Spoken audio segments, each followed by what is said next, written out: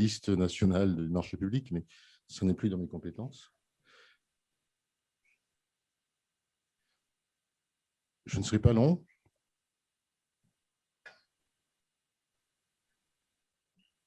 Je ne serai pas long.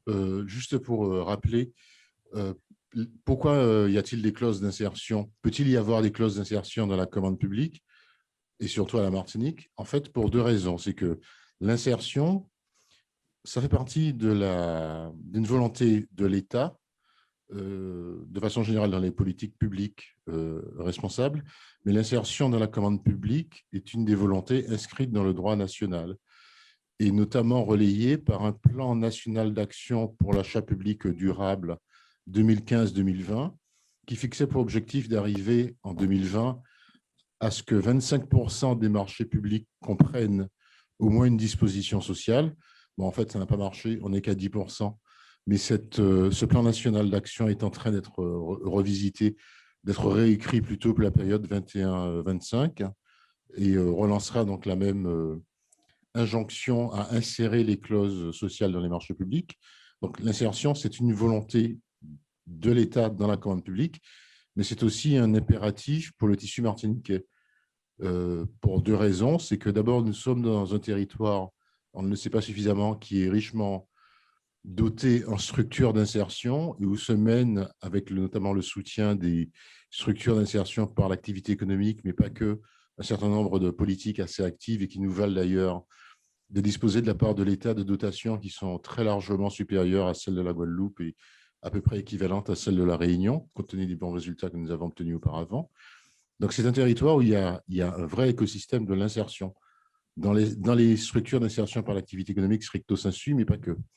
Et puis, par ailleurs, l'insertion, c'est une des pistes d'action de la stratégie régionale de l'économie sociale et solidaire qui a inscrit donc le développement des achats privés et publics responsables parmi ces orientations qui ont fait l'objet d'une signature en 2018 entre l'État et la CTM.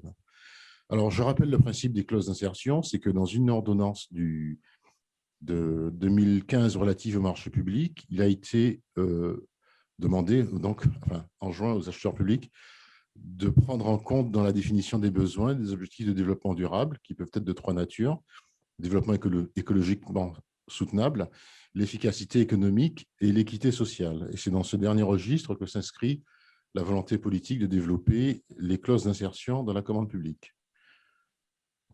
Alors, comment faire pour l'acheteur? En fait, il y a trois grandes façons pour les acheteurs publics d'insérer une clause, on va dire sociale, une clause d'insertion dans leur marché. C'est de faire de la clause sociale un élément du CCAP, des cahiers des clauses administratives particulières, qui peut, par exemple, pour la réalisation du marché, imposer un certain nombre d'heures travaillées par des publics en insertion, qui sont en général, je reviendrai là-dessus, les personnes les plus éloignées de l'emploi qu'il s'agit de réinsérer sur le marché de l'emploi. On parle bien d'insertion professionnelle et pas sociale. Ça, c'est la première méthode. La deuxième, c'est de réserver certains marchés, donc des acheteurs publics, à des structures qui contribuent à l'insertion. Alors, des structures qui, par exemple, emploient des personnels handicapés, des structures d'insertion par l'activité économique qui emploient des travailleurs défavorisés, ou des entreprises de l'économie sociale et solidaire. Je crois d'ailleurs que nous aurons tout à l'heure un témoignage sur une entreprise d'insertion qui est soumissionnaire et attributaire d'un marché public. Et puis, une des possibilités aussi, c'est de prévoir l'insertion, prévoir un critère social dans les critères d'attribution proprement dit. Donc, c'est, pour faire simple, les trois grandes orientations que choisissent les acheteurs publics pour qu'il y ait de l'insertion dans leur marché public, conformément aux souhaits de l'État. Ça, c'est du côté des acheteurs. Maintenant, pour l'entreprise qui a, soit au titre de marché qu'elle a obtenu, comportant des critères qui s'étendent au domaine social, soit parce que l'exécution des marchés le prévoit, l'entreprise a en général trois solutions pour faire de l'insertion tout en exécutant le marché public. C'est soit intégrer dans ses effectifs une personne qui répond aux critères d'éligibilité, donc une personne en cours d'insertion. Bon, je vous montrerai une liste après.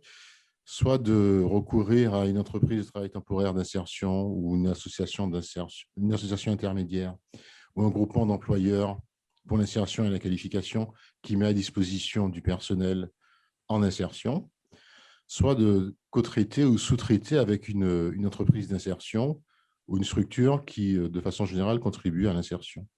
Donc, c'est en fait les trois façons pour l'entreprise de procéder à de l'insertion à l'occasion d'un marché public. Alors, je ne vais pas reprendre toute la liste, mais les publics en insertion dont on parle, c'est toute une liste, enfin, qui n'est d'ailleurs pas exhaustive, qui fait pour partie appel à la pratique. Mais enfin, il y a des listes, il y a des catégories de personnes qui rentrent bien dans l'insertion. C'est notamment les demandeurs d'emploi de longue durée, les bénéficiaires du RSA qui sont en recherche d'emploi, les jeunes de moins de 26 ans sous des conditions de diplôme, les demandeurs d'emploi seniors de plus de 50 ans, les travailleurs handicapés ou les personnes qui sont employées par des régies de quartier ou de territoire, et également les personnels sous main de justice. Alors, ça veut dire que quand on parle de personnel en insertion, ce n'est pas forcément des sortants de prison, c'est même le plus souvent des gens qui n'ont pour seule caractéristique que d'être âgés de plus de 50 ans ou de moins de 26 ans, ou d'avoir une reconnaissance de la qualité de travailleur handicapé, ce qui veut dire qu'il ne s'agit pas forcément de viser un public très distinct de celui que l'on a parmi les travailleurs en général. Parfois, des demandeurs d'emploi de plus d'1 an, c'est des gens qui ont eu un accident à un titre ou à un autre et qui ont besoin d'entrer en démarche d'insertion. Alors, les structures sur lesquelles les entreprises peuvent s'appuyer sont de deux types. Pour faire simple, les structures d'insertion par l'activité économique, ce qu'on appelle les SIAE. Nous en avons une ici qui va témoigner, qui sont de quatre types différents: les ateliers chantiers d'insertion, les associations intermédiaires, les entreprises d'insertion et les entreprises de travail temporaire d'insertion. En fait, je ne les ai pas classées, mais du haut vers le bas, on va des structures qui font appel aux personnes les plus éloignées de l'emploi dans un fonctionnement qui est le plus déconnecté des règles de fonctionnement de l'économie classique, vers l'entreprise d'insertion ou le TTI, qui, dans leur fonctionnement comme dans leur recrutement, sont beaucoup plus proches de l'entreprise classique, qui n'a pas le label d'insertion. Alors, il y en a à peu près 65 à la Martinique de structures.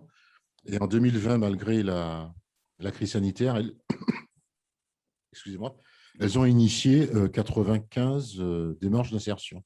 Nous sommes sur un territoire qui est actif et vivant de ce point de vue-là. Et puis, hors SIAE stricto sensu, c'est-à-dire hors structure labellisée, structure d'insertion par l'activité économique, d'autres types de structures peuvent intervenir. C'est des groupements d'employeurs pour l'insertion et la qualification. Je pense qu'il n'y en a pas beaucoup à la Martinique, mais il y en a. Régie de quartier, il n'y en a qu'une à la Martinique. Service de l'emploi pénitentiaire, bon, je ne sais pas, mais ça ne concerne que des petits effectifs.